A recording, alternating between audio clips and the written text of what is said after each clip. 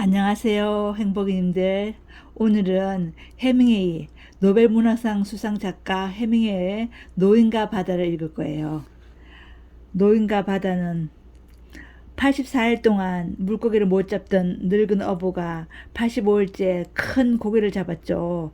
그런데 그 고기를 끌고 오다가 상어떼에게 고기의 살이 다 먹혀버리죠. 그래서 뼈다귀만 갖고 오는 거죠.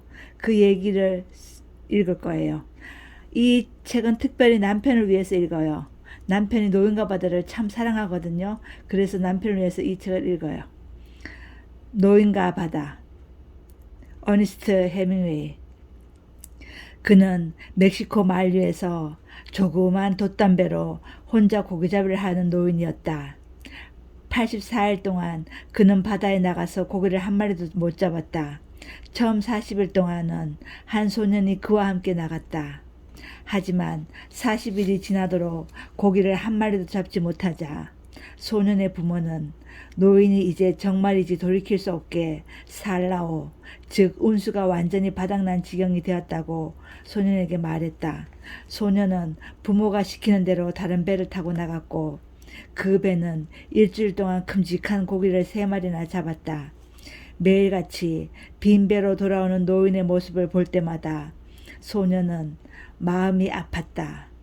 소년은 언제나 물가로 내려가서 노인을 도와 사려놓은 낚싯줄 뭉치나 갈고리와 작살 또는 돛대에 둘둘만 돛다리를 날랐다. 밀가루 부대를 여기저기 기어 붙인 돛은 둘둘 감겨있는 꼴이 마치 영원한 패배의 깃발처럼 보였다. 노인은 비쩍 마르고 야이었으며 목덜미에 주름살이 깊게 패여 있었다. 뒷밤에는 열대 바다가 반사하는 햇빛으로 생긴 양성 피부암 때문에 갈색 반점이 번져 있었다. 갈색 반점은 얼굴 양옆을 타고 길게 아래까지 번졌고 두 손에는 낚싯줄에 걸린 무거운 고기를 다루다가 생긴 상처 자국들이 주름처럼 깊이 패여 있었다. 하지만 이 중 최근에 생긴 흉터는 하나도 없었다. 모두가 물고기 없는 사막의 침식 지역만큼이나 오래된 것들이었다. 노인의 모든 것이 늙거나 낡아 있었다. 하지만 두 눈만은 그렇지 않았다. 바다와 똑같은 빛깔의 파란 두 눈은 여전히 생기와 불굴의 의지로 빛나고 있었다. 산티아고 할아버지! 노인의 배를 끌어올려 놓고 해안 기슭을 올라가면서 소년이 노인에게 말했다. 저 다시 할아버지와 함께 나갈 수 있을 거예요. 그동안 돈을 좀 벌었거든요. 소년에게 고기 잡는 법을 가르쳐준 사람은 노인이었다. 소년은 노인을 사랑했다. 아니다. 노인은 말했다. 넌 운 좋은 배를 타고 있어. 그 사람들하고 계속 있어. 하지만 생각해보세요. 전에 할아버지가 87일이나 고기를 못 잡다가 저랑 함께 나가서 3주 동안 매일 큰 고기를 잡은 적이 있잖아요. 그래, 기억하고 있지. 노인이 말했다. 너가 날 못 믿어서 떠난 게 아니라는 걸 잘 알고 있다. 아빠 때문에 떠난 거예요. 전 아직 어려서 아빠 말을 따라야 하니까요. 그래, 안다. 노인은 말했다. 아주 당연한 거야. 아빤 믿음이 별로 없어요. 그래, 노인은 말했다. 하지만 우린 믿음이 있지, 그렇지 않니? 그래요, 소년은 말했다. 테라스에서 맥주 한 잔 대접해 드려도 될까요? 이건 나중 연기기로 하고요. 왜 안 되겠니? 노인은 말했다. 같은 어부끼리 말이다. 두 사람은 테라스로 가서 자리에 앉았다. 노인을 놀리는 어부들이 많았는데 노인은 화를 내지 않았다. 나이 든 어부들 가운데는 그를 바라보며 가슴 아파하는 사람들도 있었다.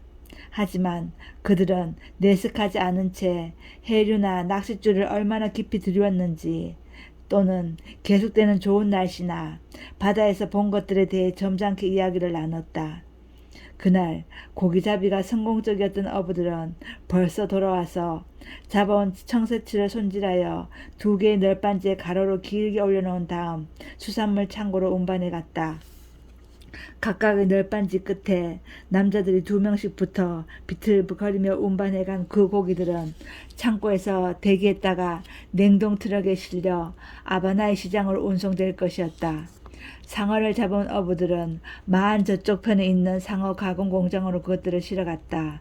거기서 상어는 도르래 장치로 끌어올려진 다음 간이 제거되고 지느러미가 잘리고 가죽이 벗겨졌다.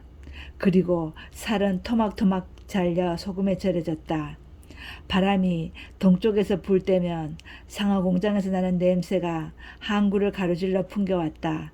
하지만 오늘은 바람이 북쪽으로 선회했다가 잠잠해져서 악취가 아주 희미하게만 코끝에 느껴졌고, 그래서 테라스는 환한 햇살 아래 쾌적했다. 산티아고 할아버지! 소년이 말했다. 어? 노인이 대답했다. 그는 맥주잔을 잡은 채 오래전 일을 생각하던 참이었다. 제가 가서 할아버지를 위해 내일 쓸 정어리를 잡아도 될까요?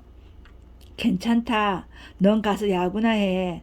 난 아직 노를 저을 수 있고 로헬리오가 그물을 던져줄 거다. 제가 구해드리고 싶어요. 할아버지와 함께 고기를 잡을 수 없다면 다른 거라도 어떻게든 도와드리고 싶어요. 이렇게 맥주를 사줬잖니. 노인은 말했다. 너도 벌써 어른이 다 되었구나. 할아버지가 절 처음 배에 태우고 나가셨을 때 제가 몇 살이었죠? 5살이었단다. 그때 넌 하마터면 죽을 뻔했지. 내가 고기를 잡아 끌어올렸는데 그놈이 너무 팔팔해서 배를 거의 산산조각 낼 뻔했거든. 기억나니? 네, 그 녀석이 꼬리로 배 바닥을 철썩철썩 때리며 날뛰던 거랑 그 바람에 배 가로장이 부러진 것, 그리고 그 녀석을 몽둥이로 내리치던 소리까지 다 기억나요. 할아버지가 둘둘 감은 젖은 낚시줄 뭉치가 있던 뱃머리 쪽으로 저를 한급히 밀쳤던 거랑, 거기서 배 전체가 요동치는 걸 느끼며 할아버지가 도끼로 나무를 찍듯이 그 녀석을 몽둥이로 내리치는 소리를 듣던 것, 그리고 제 온몸에 달큰한 피냄새가 퍼지던 것도 다 기억나요. 정말로 그게 기억나는 거냐? 아니면 내가 말해줘서 아는 거냐? 전 할아버지랑 처음 함께 나갔을 때부터 지금까지 모든 게 다 기억나요. 노인은 햇볕에 그을린 두 눈에 신뢰와 애정을 가득 담고서 소년을 바라보았다. 너가 내 아들이라면 널 데리고 나가서 운을 한번 걸어보겠다만, 노인은 말했다. 하지만 너한텐 따라야 할 부모가 있고 또 넌 운이 좋은 배를 타고 있어. 정어리를 잡아다 드려도 되죠? 미끼고기 4마리를 구할 수 있는 것도 알고 있어요. 오늘 쓰고 남은 게 아직 있어. 소금에 절여 상자에 넣어두었지. 제가 신선한 걸로 4마리 구해다 드릴게요. 1마리만 가져와. 노인은 말했다. 그는 희망과 자신감을 잃어본 적이 한 번도 없었다. 그리고 그 순간 그 희망과 자신감이 산들 바람이 불어올 때처럼 더욱 새롭게 솟아나는 느낌이었다. 2마리 가져올게요. 소년이 말했다. 그래, 2마리. 노인은 동의했다.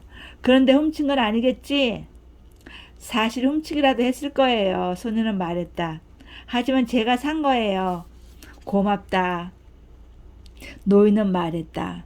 그는 단순한 사람이라 자신이 언제 겸손하게 행동했는지 따져보지 않았다.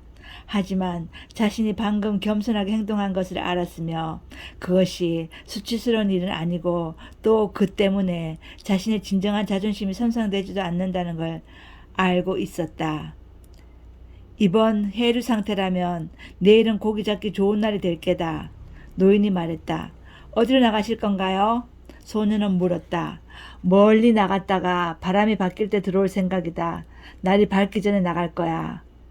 저희 배 주인 아저씨한테도 멀리 나가서 고기를 잡자고 해보겠어요. 소년은 말했다. 그럼 할아버지가 뭔가 진짜로 큰 놈을 낚았을 때 우리가 가서 도와드릴 수 있을 거예요. 그이는 멀리 나가서 일하는 건 안 좋아하는 사람인데. 맞아요. 소년은 말했다. 하지만 주인 아저씨가 못 보는 뭔가를, 그러니까 고기를 노리는 새 같은 걸 봤다고 하면서 만세기를 쫓아 멀리 나가게 해볼래요. 그 사람 눈이 그렇게 나쁘냐? 거의 장님이나 다름없어요. 거참 이상하구나. 노인은 말했다. 바다 거북잡이를 한 적이 없는 사람인데 눈을 망치는 건 바로 그 거북잡이거든? 하지만 할아버지는 모스키티아 해안에서 몇 년이나 거북잡이를 하셨어도 눈이 좋잖아요. 난 이상한 늙은이니까. 근데 할아버지는 진짜 큰 고기를 잡을 만큼 아직도 힘이 충분하세요? 그럴 거다.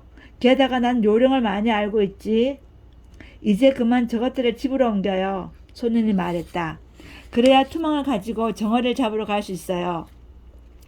두 사람은 배에서 가져온 도구들을 집어들었다. 노인은 돛대를 어깨에 메고 소년은 가닥을 단단히 꼬아 만든 갈색 낚싯줄을 둘둘 감아 넣은 나무 상자와 갈고리와 작살 자루 등을 들고 갔다. 미끼고기가 든 상자는 배역까지 끌어당긴 큰 물고기를 제압할 때 사용하는 몽둥이와 함께 배의 고물 아래에 남겨놓았다. 노인의 물건을 훔쳐갈 사람은 아무도 없지만 독과 무거운 낚싯줄은 이슬을 맞으면 상할 수 있으므로 집에 갖다 두는 게 나았다. 그리고 자신의 물건을 훔쳐갈 사람이 그 지역에 아무도 없다는 게 확실하다 해도 갈고리와 작사를 배에 남겨두는 것은 쓸데없는 유혹을 불러일으키는 일이라고 노인은 생각했다. 두 사람은 길을 따라 함께 걸어 올라갔고 노인은 오두막에 이르자 열려있는 문으로 들어갔다. 노인은 돛이 감겨있는 돛대를 벽에 기대어 세워놓았고 소년은 상자와 다른 도구들을 그 옆에 내려놓았다.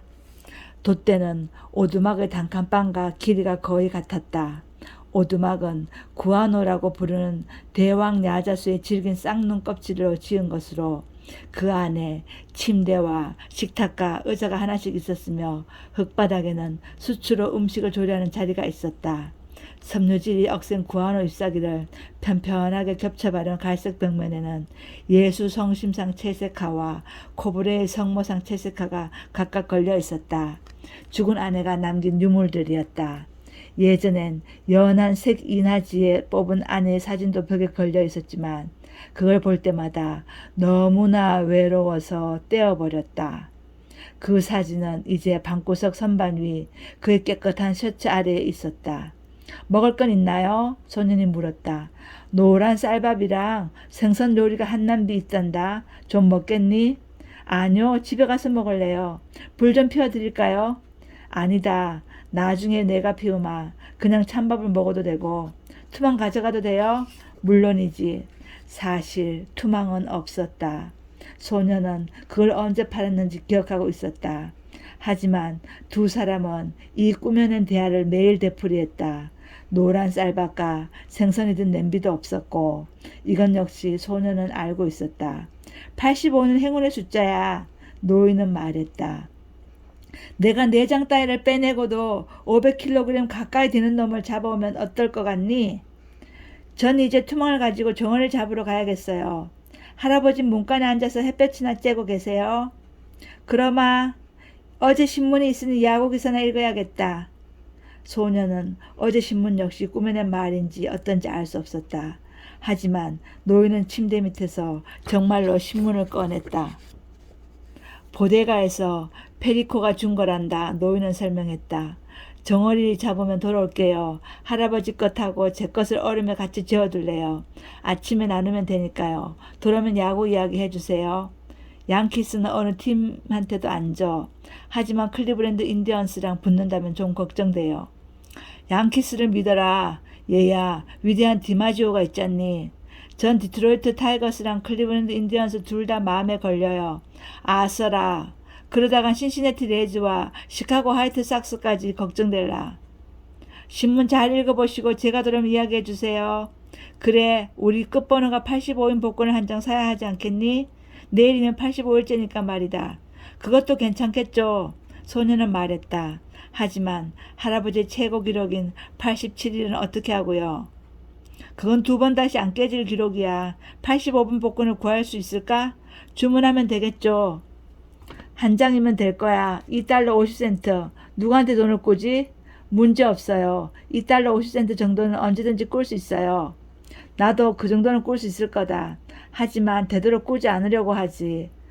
돈을 꾸는 건 바로 거지가 되는 첫걸음이거든. 따뜻하게 하고 계세요, 할아버지. 소년은 말했다. 지금 9월이라는 거 아시죠? 큰 물고기가 다니는 때지. 노인은 말했다. 아무나 물고기를 낚을 수 있는 건 5월하고는 달라. 전 이제 정어리 잡으러 가요. 소녀는 말했다.